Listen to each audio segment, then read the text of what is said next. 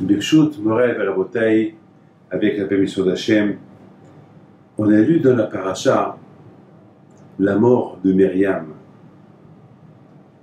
Vous savez que il y a eu trois miracles dans le désert. Grâce à Moshe Rabbeinu et à Aaron HaKohen, Aaron HaKohen aujourd'hui c'est Saïloula, et à Myriam, leur sœur. Grâce à Moshe Rabbeinu, il y avait la manne pendant 40 ans dans le désert. Les Juifs, ils ont mangé la manne, le manger qui est descendu du ciel pendant 40 ans. Grâce à Haman,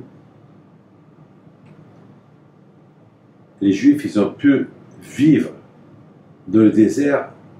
Vous savez, il y a eu beaucoup de miracles avec le manne. Donc, et grâce à Aaron, il y avait les nuées qui protégeaient les Juifs dans le désert du beau temps. Ils avaient toujours le beau temps. Le soir qui fait froid, il faisait normal. Pendant la journée, dans le désert qui faisait chaud, il faisait bien. Grâce à Aaron HaKohen. Et grâce à Myriam, il y avait de l'eau. Il y avait de l'eau. De l'eau pour se boire, pour les femmes, pour aller au mikvé. Donc, et lorsque Myriam elle est morte, on a vu que Hakadosh Baruch Hu, et Hachem, il a vu que Myriam, grâce à elle, il y avait de l'eau, mais ils n'ont pas pleuré. C'est pas écrit dans la Torah qu'ils ont pleuré. Alors qu'on a vu dans la Torah, lorsque Sarah elle est morte, tout le monde a pleuré. Lorsque Rachel est morte, tout le monde a pleuré. Lorsque Rivka est morte, tout le monde a pleuré. Bon, je ne vois pas. Myriam, c'est grâce à elle que Moshe Rabbeinu, il est vivant. Et c'était la femme qui enseignait la Torah à toutes les femmes dans le désert pendant 40 ans. Et voilà, maintenant elle est morte, personne ne la pleure. C'est dur d'imaginer une chose pareille. Mes amis, je voudrais vous dire quelque chose. Lorsque Myriam est morte, les Khamim me disent que le puits d'eau qui était grâce à elle, il a disparu. Hachem il a voulu que les Juifs ils se rendent compte que ce qu'ils ont bu jusqu'à maintenant, c'est grâce à Myriam. Malheureusement, au lieu qu'ils pleurent la mort de Myriam et qui était une grande tzaddik, grâce à elle, il y a eu de l'eau, et maintenant il n'y a pas d'eau. Qu'est-ce qu'ils ont fait? Ils ont commencé à respecter. Malheureusement, c'est ça le problème. Beaucoup de fois, ça nous arrive de respecter sans savoir pourquoi on a eu le problème. Parce que quand il a un problème, il faut qu'il cherche pourquoi il a un problème. Et c'est ce que la Torah veut nous enseigner. Les Juifs, au lieu qu'ils cherchent pourquoi il manque l'eau, ben il manque l'eau, c'est parce que Myriam elle est morte. C'est grâce à Myriam, l'eau, il y avait de l'eau pendant 40 ans. Et au lieu qu'ils donnent des éloges à Myriam, que c'est grâce à elle qu'ils ont bu 40 ans l'eau, et que maintenant qu'il n'y a plus d'eau, donc c'est une grande perte, ils ont commencé à respecter.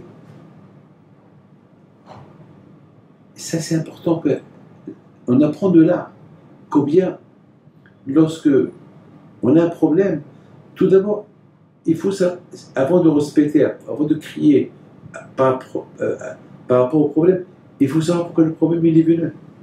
Peut-être si tu sais pourquoi le problème est venu, tu peux réparer le problème et il n'y a pas de problème. Beaucoup des fois, on arrive à la maison, on voit que la maison elle est sale. Tout le temps la maison elle est propre. Et tout le temps la maison elle est propre. Mais jamais on dit merci à la femme. Parce que la maison elle est propre. Toujours, on dirait que c'est normal. Une fois qu'on trouve la maison elle est sale, qu'est-ce qu'on fait? On fait une dispute à la femme. Attends, tout d'abord, il faut savoir pourquoi la maison elle est sale. Peut-être ta femme était malade. C'est pour ça que la maison elle est sale.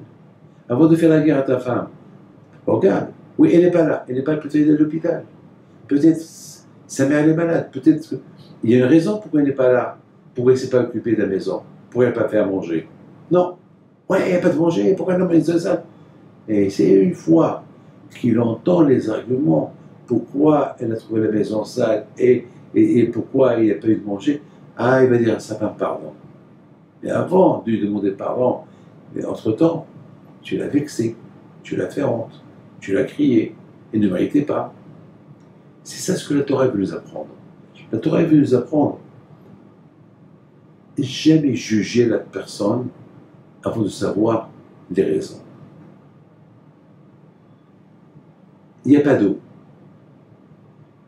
Et les Juifs qu'ils ont fait, ils ont commencé à respecter. Pourquoi il n'y a pas d'eau? On va retourner en Égypte. Est-ce qu'on est venu, tu nous as fait, ils disent à Moshe Rabbeinu, tu nous as libérés de l'Égypte pour mourir dans le désert. Attends.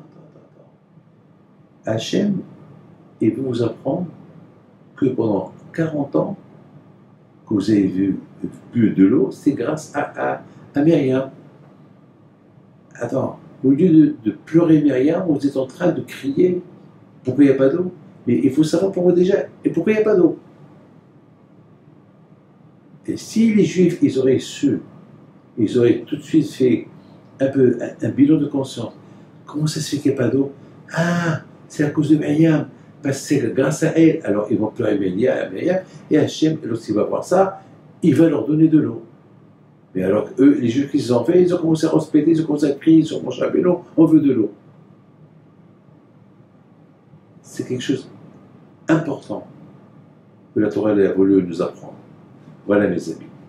Jugez le prochain avant, jugez le bien avant de le juger mal. Hachem vous protège jamais.